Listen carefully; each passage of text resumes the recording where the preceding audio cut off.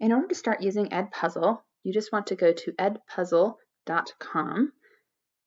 And once you get there, you're going to log in using your Jeffco Schools account. So I'm going to say I'm a teacher. And when it says this part right here, just scroll down and sign in with your Google account. You want to make sure you're using your Google account because if you sign in separately, it might disrupt your ability to post directly into your Google Classroom. Okay, so you're going to see that we have a Warrantech class, so it might ask you, I remember that you can type in when you're signing up through your Google account if you want to be a part of the Warrantech group. And you don't have to, but you can if you want to be able to share with other teachers or have me be able to go in and see your work and help you. It just adds for more collaborative ability. So once you're in Edpuzzle, you're going to see something that looks like this. I'm going to go to my classes.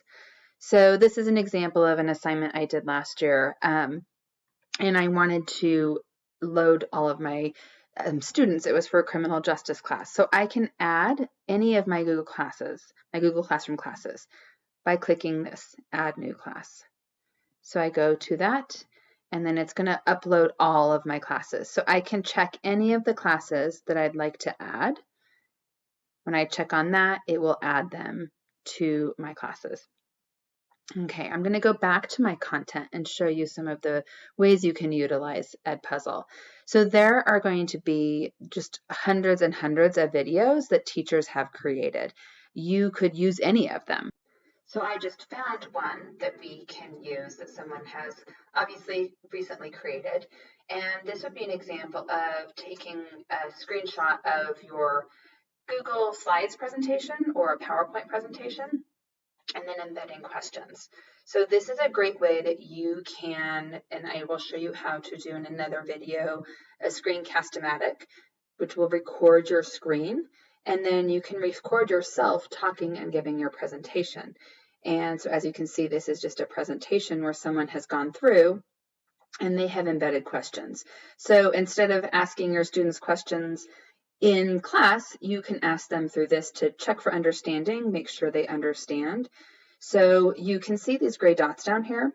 These are all of their questions. Now, something I highly recommend is always having a question right at the very end, because what you can do is you can make it so that students are not allowed to skip ahead.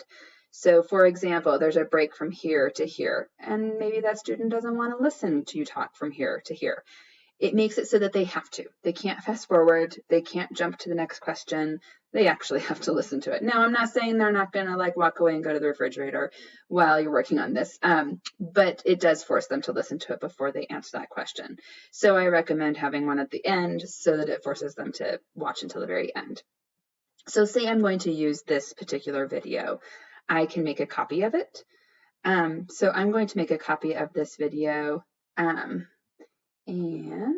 I'm going to click, I want to go back to my content. Sorry, I didn't click that quick enough. So go back to my content and let's find my content right here. Okay, so I am going to work on editing this. Now I can take the questions that the person has already created and use them. So here's the question. And this is where they can't skip. So you don't hear. They can't skip, but we can. So let's see. Homeschool day 1. This is a question, yes or no. All multiple choice questions are going to grade for you. If you have questions that are short answer or open-ended like this, you will have to go in and you will have to read those questions and answer them. So it depends on what types of questions you want. So this is a great way to take your own information, your own PowerPoint or your own Google Slides, and make sure students are watching it, and then you can actually assign a grade.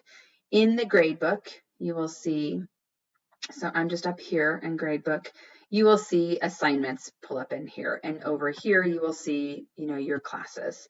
So any of your classes, you can have your grades and you will have your students down here.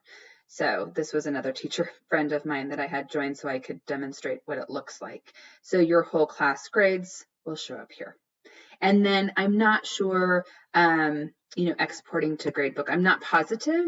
I think you can download it, but I'm not positive if these will show up in your Google Classroom. If you assign it to Google Classroom, that's something I haven't tested yet, but it may not. And if it doesn't, I kind of doubt it will, but if it does, great. If it doesn't, the grades are here and you can transfer them to your Gradebook. Okay, that's a lot for this video. I'm going to just go on and do another video separately that shows you some of these other tools that you can use with Edpuzzle, but a lot of it is playing around. So as you can see, there are lots of different channels that you can use that already have built-in videos, but I will show you in the next one how to upload and add your own videos, just so that I'm not taking up too much time per video.